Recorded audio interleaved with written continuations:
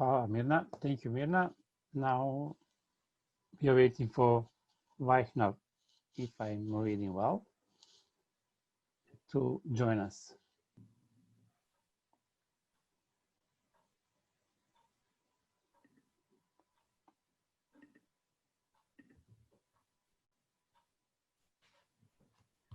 Hello, can you hear us? Hi, Mr. Dan. How are you? Hi. I'm very well. You? I'm fine too. Yes. Thank you for having us. Okay, we are here to hear you and enjoy your presentation to us. Yes. Thank you. Thank you. Hello everyone. Good evening in Serbia. Good morning in USA.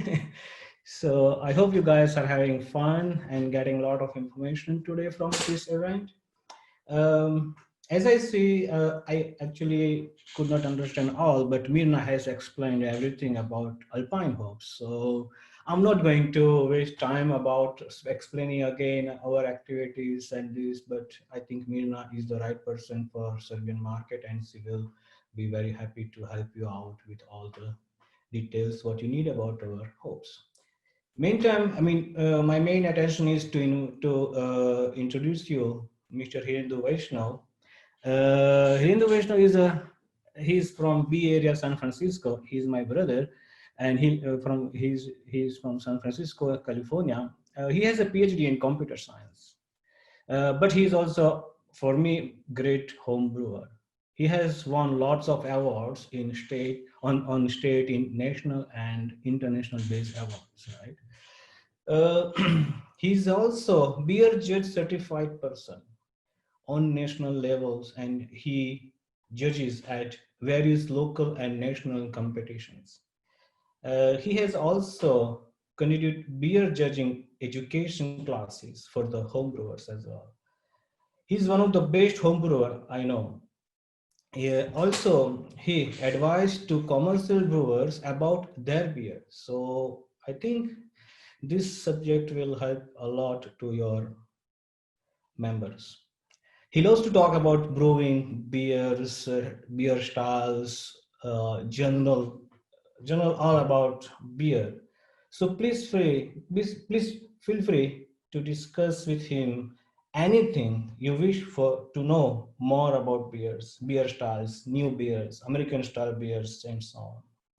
So, I would request Hirendu to start his presentation, and after that, he will be happy to answer you all the questions what you have. So, please, Hirendu, carry on with your presentation. Thank you.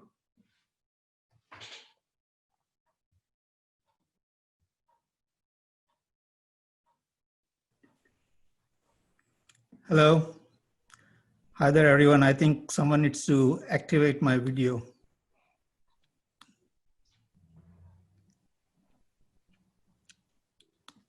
Well, I hope my camera is working because I did not get a chance to. Oh, God, the wrong one. Hold on 1 second. It's okay, Hirendu. We see you and we hear you. Oh, okay. Thank you very much.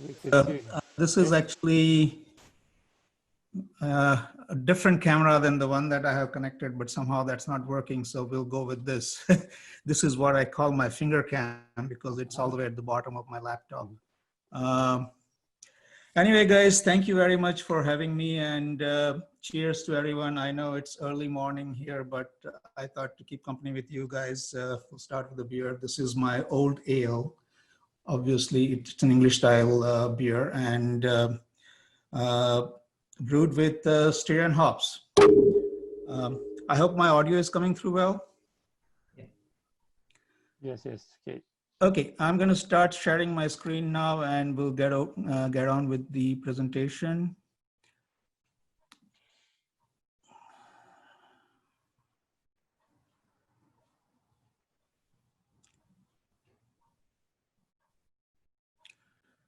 Last slide, very nice. Hold on 1 second. All right, so as Nachiket has introduced me, I'm a home brewer. I also make meads and ciders, also a winemaker. I'm a BJCP national level beer, mead, and cider judge. And I usually judge a lot of competitions within US and outside, and also enter a lot of competition as a home brewer, also on the meads and cider side, as well as a brewer. Today's topic, I mean, I kind of, I can talk about almost anything and everything with respect to brewing, but specifically today we picked the subject of beer styles for Styrian hops, as it seemed kind of appropriate for the audience. And I also often talk about this for Alpine hops with respect to Styrian hops. One of the big questions we kind of get in US with respect to Styrian hops is that quite often American brewers do not know a whole lot about Styrian hops, and we kind of have to explain what they are and what kind of beer styles they are appropriate for. I'm also going to go through a little bit of history and where the hops came from, and somehow the genetic makeup of these hops that kind of would explain why these hops are the way they are. So Styrian hops, one of the first thing was with respect to the name. Why are they called Styrian hops?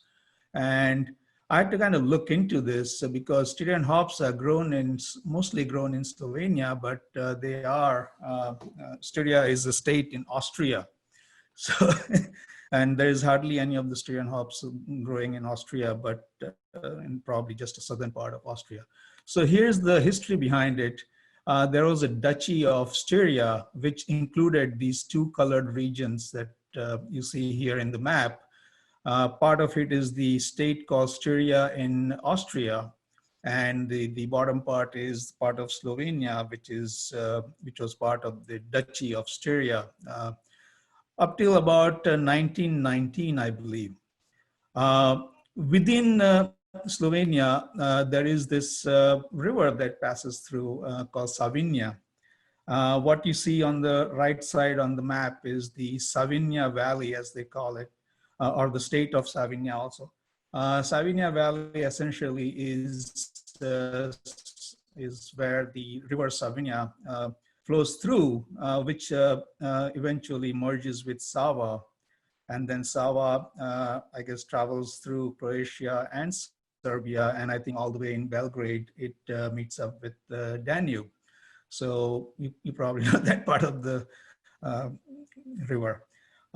So this is the region in which most of the Styrian hops are grown, though as you can see on the left side, the old Styrian duchy was much larger, but most of the hops grown are actually, I would think maybe 80 to 90% of hops grown are in the Savinja Valley. And there is some part, I'm not sure if you can see my arrow, but some part of some Styrian hops are also grown in the lower part of Styria state in Austria. History, and I think Mirna went through some of these part already. I'll go over it very quickly, and then focus on the hops part of it.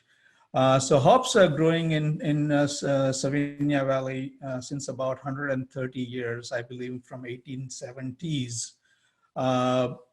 There was and so also as a numerical terms, it's sixth largest hop producing country, though it produces only 3% of total hops grown in the world. The 1870, they started growing this hop, which is the main hop, the original hop or the native hop of Styrian Savinja Valley, which is Styrian Savinski Golding. It was believed to be native, at least, in some point. They were growing it, like I said, in 1817, and actually the production of this hop really grew a lot in 1930s.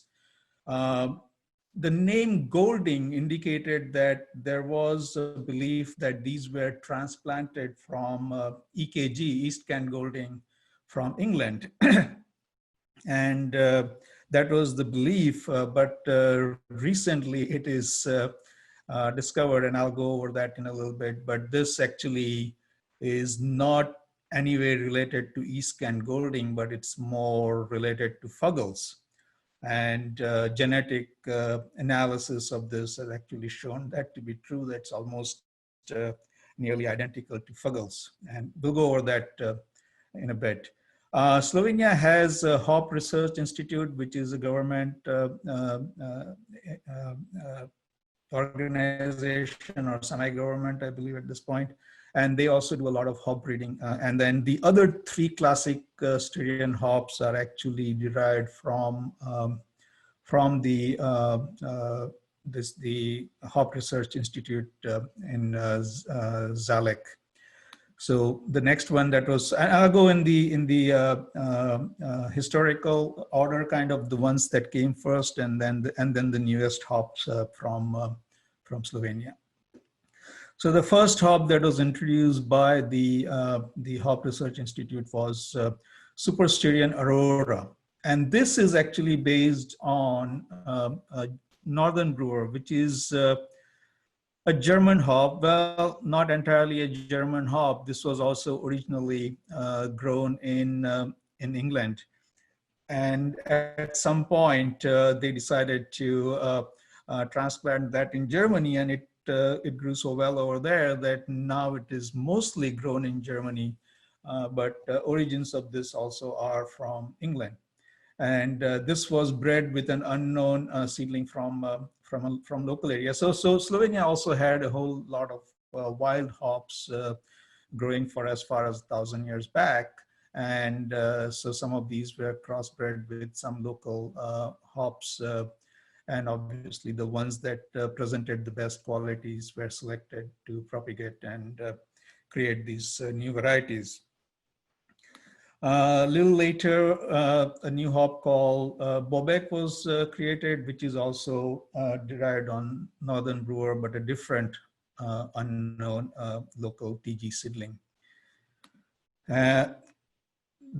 The next one was Salaya, which is also known as Styrian Golding. This is derived from Styrian Savinsky Golding, Aurora, so the combination of the top two. So again, combination of, to some extent, has Fuggle-like quality as well as the Northern Brewer-like quality, plus a wild hop that was native to the region, Slovenia.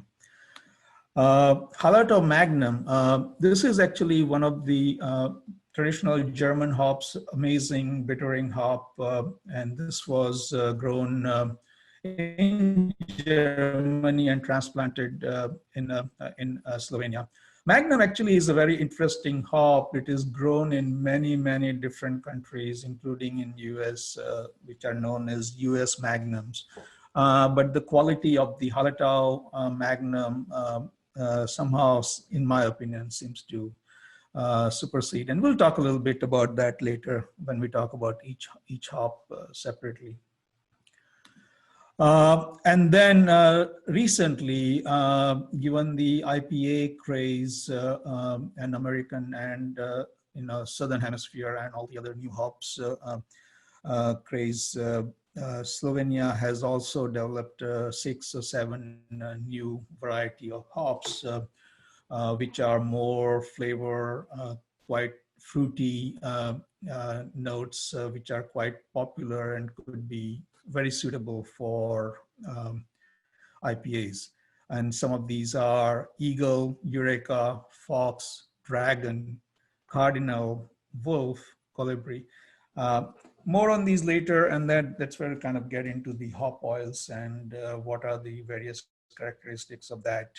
But let's start off with each of the classic varieties first. So Styrian Savinsky Golding, as I mentioned before, this is one of the oldest hops in Slovenia, grown in Slovenia. It's alpha. I don't know whether you can see this. Hopefully, I tried to combine too much in single slide versus making individual slides. its alpha acids are about 2 to 4, so it's relatively low in alpha. So it's mostly an aromatic hop, and which is where it's total oil and beta acids that contribute to the aromatic qualities. Some of these numbers are listed here, and it has actually a very interesting characteristics. Like I said, this is entirely derived based on fungal, but it's fuggles with a little bit of white pepper, spicy note. So it's not 100%, it's slightly different characteristics. Though the genetic analysis that was done, and I'm not sure if you can see it here, but on the right side, you can see. So this is I mean, let me explain what this genetic analysis is. This was done at, again, Hop Research Institute in Slovenia. What it shows here is Jacquet's coefficient, which is essentially similarities between the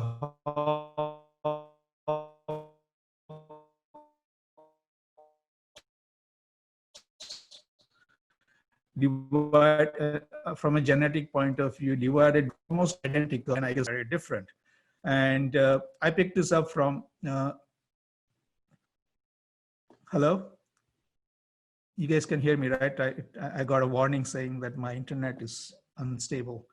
One of the interesting thing here is that, ignore the other part of the chart, but the one that I've circled, you can see Fuggles versus Savinsky Golding, it's almost at 1. It's like literally identical hops.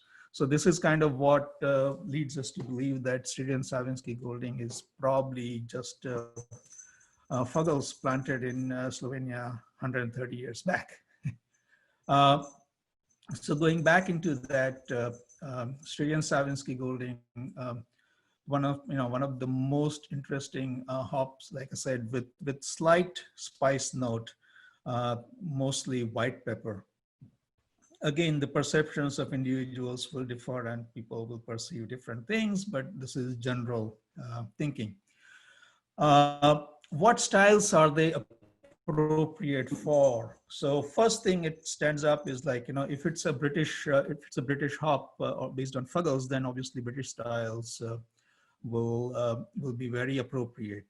So bitters, if you're making any ESBs or ordinary, best, or strong bitters, this will be quite appropriate style for that. Strong British ale, British strong, old ale, wee heavy, barley wines, this will be ideal. A lot of these styles actually are very heavy on Fuggles also, and some of them actually are 100% Fuggle based. A lot of the classic examples, as well as commercial beers made from that. So Styrian Savinsky Golding would actually be a really good substitute if you ever have to make any of this these beers. British browns, as in dark mild brown ale or English porter, will be very, very appropriate for this hop. Dark British beers, including various stouts. England is known for a number of stouts that originated from that, including like sweet stout, oatmeal stout, tropical stout, and also the Russian imperial stout, which originally originated from England. What is very interesting is that this hop has somehow dominated the Belgian beer styles historically. So it's almost become like, if you are making a Belgian style beer, you got to have a Styrian Savinsky Golding, or even Styrian Salea, Styrian Golding. So most of the commercial examples that you get from Belgian are probably likely going to have Styrian Savinsky Golding or Salea, or even Aurora in it.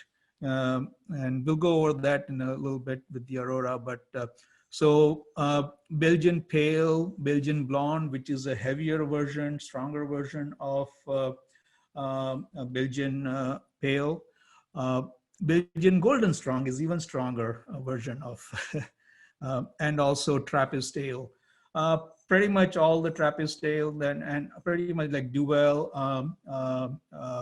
West Malay, most of the beers that you, Belgian beers that you see in market would probably have Styrian, Savinski Golding, or Celaya in it. Okay, Super Styrian Aurora. This is a very interesting hop. It is high in alpha. At the same time, it has a pretty good amount of beta acids. So this is why it is known as a dual purpose hop. Extremely intense and potent kind of aromatic quality to it. And you can see here also has a little bit of a fruity note to it. And going back to the origins of it or history of it, this is the chart, the genetic makeup of that. And as you can see, while it is closer to Bobek, and again, because Bobek is derived pretty much from similar root, which is a combination of Northern Brewer and a local seedling, it is also reasonably close to Northern Brewer, which is a German noble hop. So you would expect this one to have similarly, noble characters, which you expect from noble hops. But it has an extra twist to that it has pretty intense and pleasant aroma and flavor. So given that, Aurora is, so other aspect of that is also given that it has 8 to 10, 12% alpha. It is a reasonably good bittering hop and also similar to in character to German hop Perle, or even the Czech hop Premiant, which is also known as Super Saz.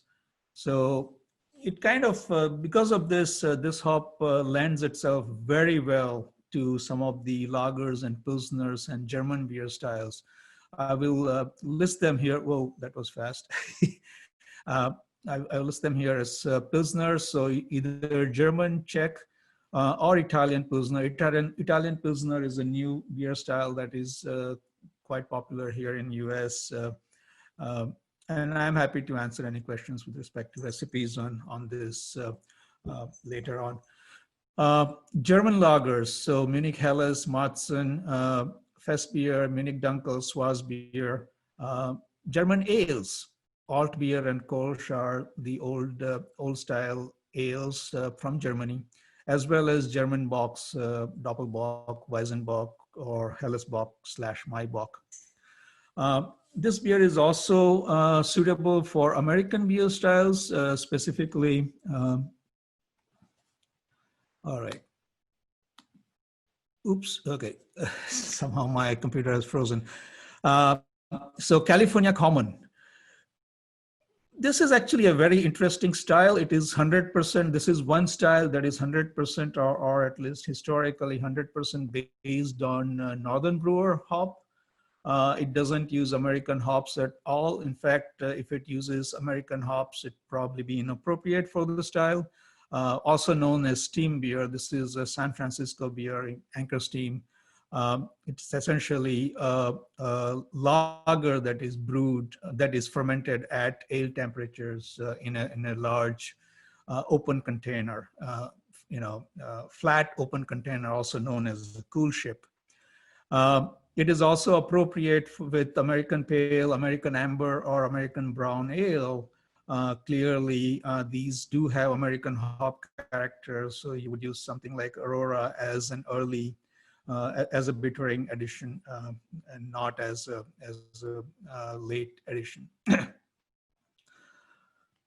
I can get this, okay. American Porters and Stouts, and next is the British beer styles. Again, given that it is Northern Brewer derived, it is quite suitable for bitters, British strong ales and IPAs.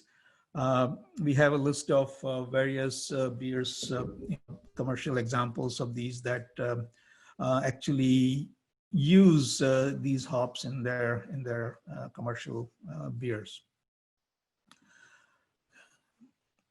And most important, again, this is one twist of nature with respect to this hop, is that it is extremely popular in lambics and gueuze. Lambics and gueuze, as you know, that they are the sours, European sours, which are fermented wild or this Belgian style that is very popular, and fruited lambics as well as regular lambics. And gueuze is a 3-year blend of lambics. These essentially use the aged version of Aurora in them. Most of the commercial example, again, are using our hop in there. There, the purpose for using hops is not to impart a flavor or bitterness, but mainly as a preservative purpose. And here's where you use the aged version of this hop, where these hops are 3 or 4 or 5-year-old, and they're pretty much lost their aromatic and to some extent the bittering qualities, and only the preservative qualities of these hops remain, which are then introduced to these beers. Next one is Bobek. Now, Bobek is, again, Northern brewer derived, same chart on the left here with the genetic analysis. So only difference between Bobek and Aurora is that Bobek is more aromatic and does not have as high an alpha, about 2 to 4.5% depending on the year. But it does have a lot of beta acids, as you can see, 4 to 6% beta acids. So that adds to the aromatic qualities of this hop. This tends to be a little citrusy and floral, and a little less spicy, and actually even a little less fruity than Aurora.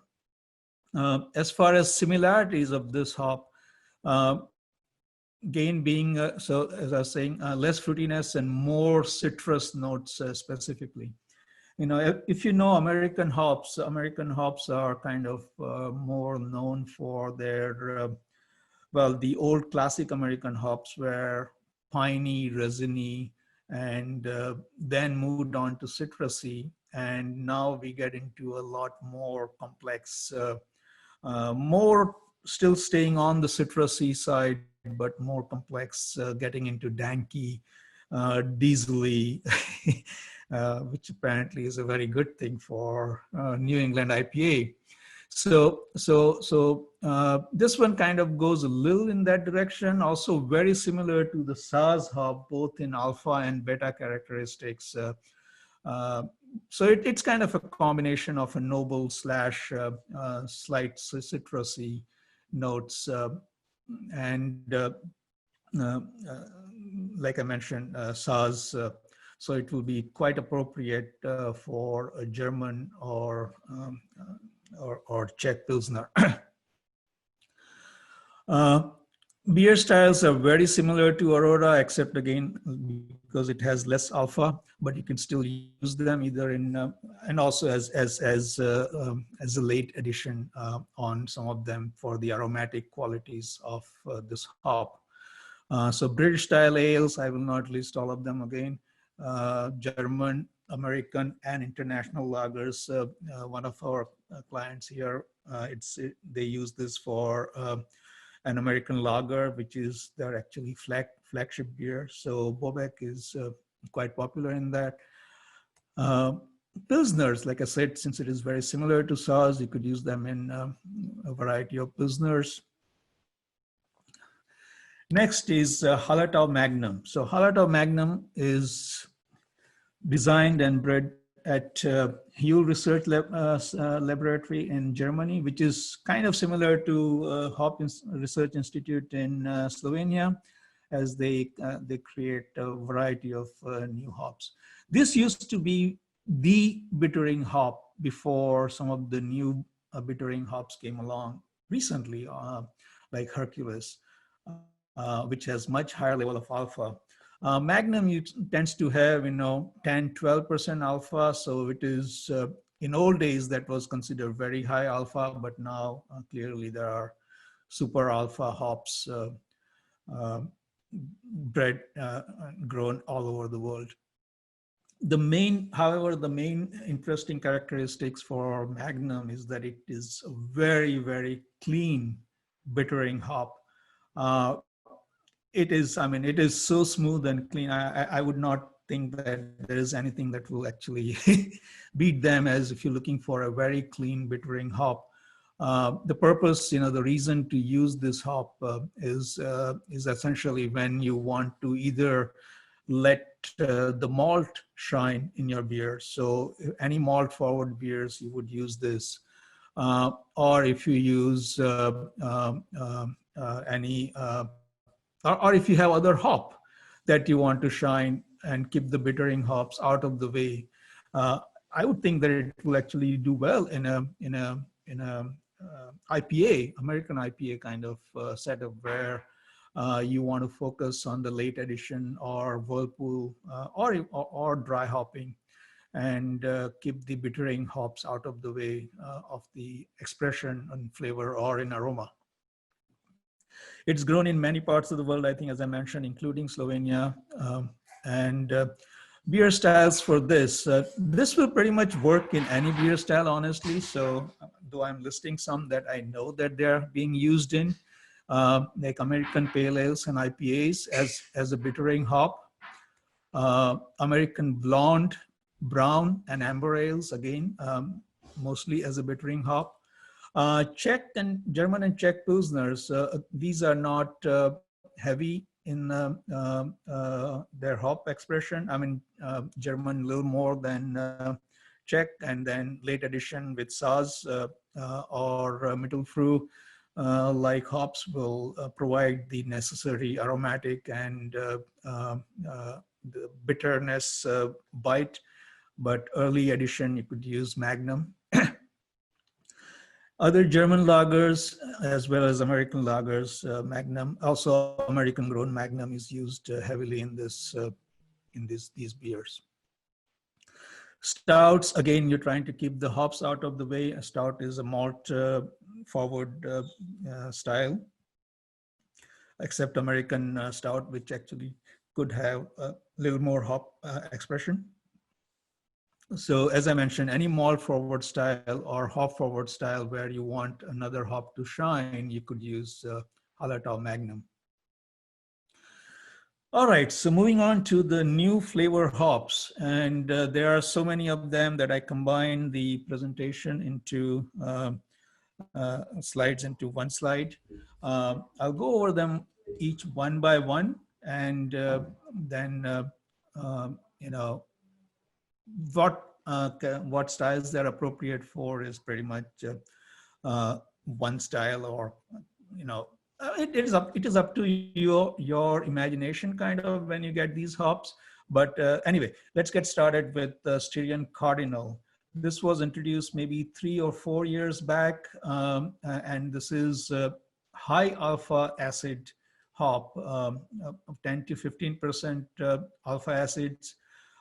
It has fruity notes. So again, we're trying to create similar kind of flavor hops as that came out of Germany a few years back, and as they're coming out from US, a lot of proprietary hops, which you guys are aware of: Citra, Mosaic, Sabro, Strata, and a lot more, and Southern Hemisphere hops also that are more in the flavor hops category. Beta acid is reasonably high, 3.2 to 4.6, and this is where actually we get more into beyond the essential oils, beyond the alpha and beta, and more into the essential oils. Quantity of essential oils, as well as what are the oils that are in there and what is the percentage of them. I will, let me jump over actually to the second last slide so I can explain the various oils, and then I'll come back to this. Sorry, I should have done that. So here are some of the oil. I'll go through the whole thing instead of going one by one. So essentially, there are two types of essential hop oils in hops. One is hydrocarbon-based oils, and the other one is oxygen-bearing oils. And there is more and more of these. This is not a complete list of them, but within hydrocarbon-based, there's monoterpenes and sesquiterpenes. Kind of being sesquiterpenes are more complex forms of terpenes or hydrocarbon oils. And within them are mystrine, humulene, ocimine or transoximine, geranyl acetate, and then within sesquiterpenes is farnesene, caryophyllene, and methyl nonyl ketone. And again, more and more are being discovered. This is kind of a matter of active research, and people kind of identify them and also attribute that to a certain flavor or aromatic quality from the beer. So going back to this, mystrine gives the pungent, citrusy, piney notes that you get in beer.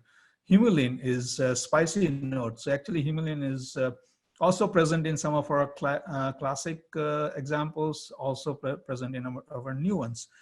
Ocimine is basil, herbal notes, very pleasant, very nice. Geranyl acetate gives a flower or a fruity rose-like aroma. Not all the tables actually have listed all of these, but when you see this, farnesene, for example, has woody floral notes. Caryophyllene has black pepper spicy notes, but it becomes leafy when oxidized. Methyl nonyl ketone. In some of our literature, you will see these, but I don't have it on the tables in the presentation, but this is used in perfume or flavoring, and these are naturally present in hops. Going to oxygen-bearing oils, linalool, which you hear a lot about now, especially with American hops, the quantities are higher. Linalool is the citrus floral character that you get from many of the new hops. And geraniol, which is the geranium flower-like aromatics that you get. Okay, going back to the, wow, okay, this is going to take a while. Sorry about that. Is there a way to just go back on the screen? Yeah. Same thing. Okay. So here you had a high level of humulene, which is, quite nice. If you look, let's do a side-by-side comparison of various hops. So these are three hops that I have here. Styrian Wolf, which was also introduced 3-4 years ago, and Styrian Eagle. So Styrian Wolf is more on a passion fruit, mango, melon, lemongrass, and menthol characters to it. High alpha, again, 13.5 to 18.5, so good for that. Also look at the beta acids, it's 5 to 6%, so good amount of that. And then on essential oils, this one is focusing more on myrcene versus cardinal was more on humulene. And you can go back to the other slides to see what characters that will express in the beer. Styrian Eagle, red berries, banana, pine needles, pepper, again high alpha, reasonably good beta acids, and similar level of essential oils, but this one has a reasonably good amount of farnesene. So depending on what character you're trying to get out of your beer, you would be able to use this as mostly I would say, though this has reasonably good alpha, I would say you would use this if you want to maintain and preserve the essential oils as late addition or whirlpool or dry hop. So Styrian wolf also has a good amount of transoxamine, which I just described in the other slide. Gives basil or herbal notes. So Styrian wolf would give a, I think it does also mention here lemongrass kind of, which is one of the herbal notes. Okay, it's not going to the next slide. There we go. So I'm going to again put all the 3 hops here together. Let me see how I'm doing with time. Okay, a little more. Okay. Styrian Eureka, Styrian Dragon, and Styrian Fox. These are 3 hops that, Styrian Eureka was again released along with the other 3 hops about 4 years back. And Styrian Dragon is like a year or 2 years back. Dragon and Fox were released relatively recently. So those first 4 hops that were released 4 years ago are all high alpha, 11 to 17% in this case with respect to Styrian Eureka. Has red berries, geraniums, so floral qualities to it, ginger and quince. Quince is a fruit. Beta acids is about 3.5 to 5, so still moderately high. Essential oils, again, similar to other 3 that we saw before. And this one has a good amount of caryophyllene and humulene. Mycerins are reasonably, mycerin is one of the major oil component of the essential oils. Usually about half of your essential oils are going to be mycerin. So only time when you end up with more than half is when it kind of gets, I think in one of the previous ones, mycerin was almost 70%.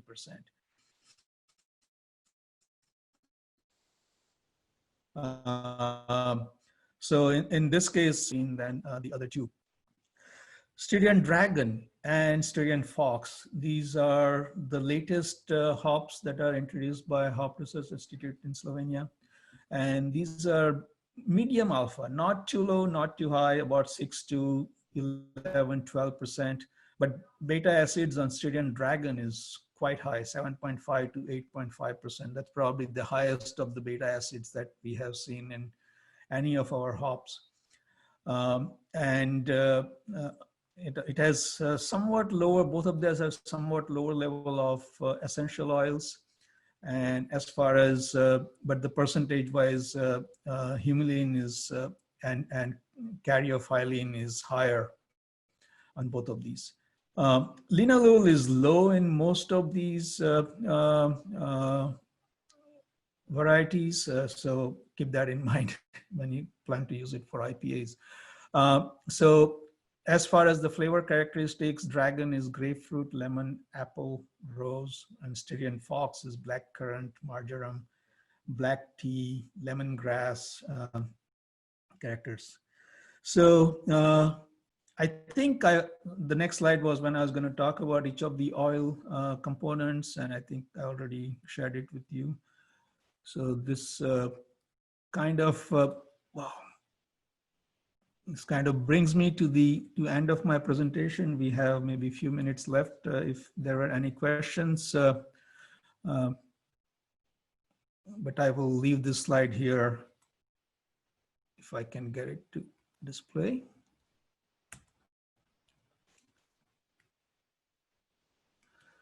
One second. All right. So yeah, they are. I think that is the end of my presentation. If there are any questions, we can continue with that.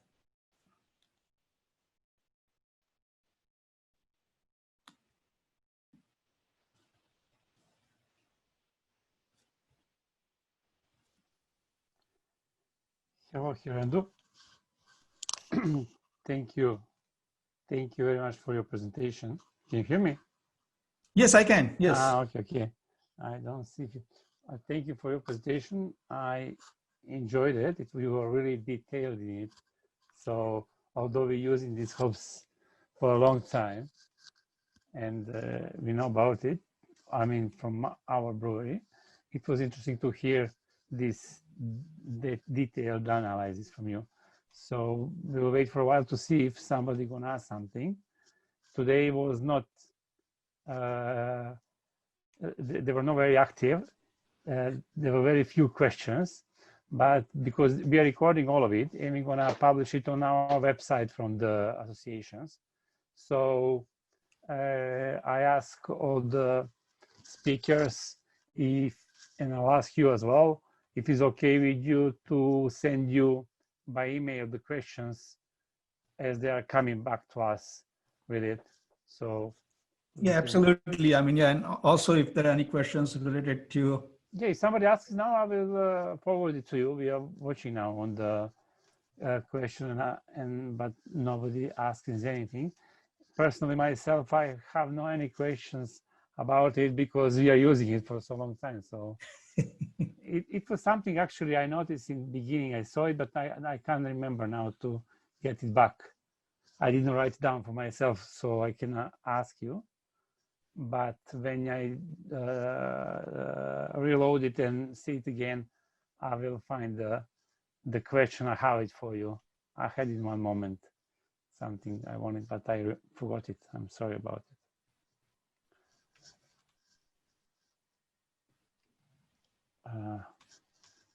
They are all quiet. So how you get in contact with the Slovenians hopes? I'm sorry, what was the question? How did you get in the contact with the Slovenian hopes? Oh, because of my brother, right? He he lives in Slovenia since 1991 or 90, yeah, and he got me involved in like 5-6 years back. Still, like I was always interested in craft brewing. Like he said, my background is in computer engineering, software, hardware. And I've been living in Bay Area since 1989. He said, "Hey, are you interested in the subject?" And this because he was working for Alpine Hops at that time, and I said, "Yeah, I can do that." And then I've been working with a number of home brewers and also very active in the BJCP community. Which BJCP is Beer Judge Certification Program. So it was all kind of, natural. But yeah, mainly because of Nachiket, living in Slovenia and working with hop growers that I got involved. I mainly handle the American side of our business, the Alpine hops.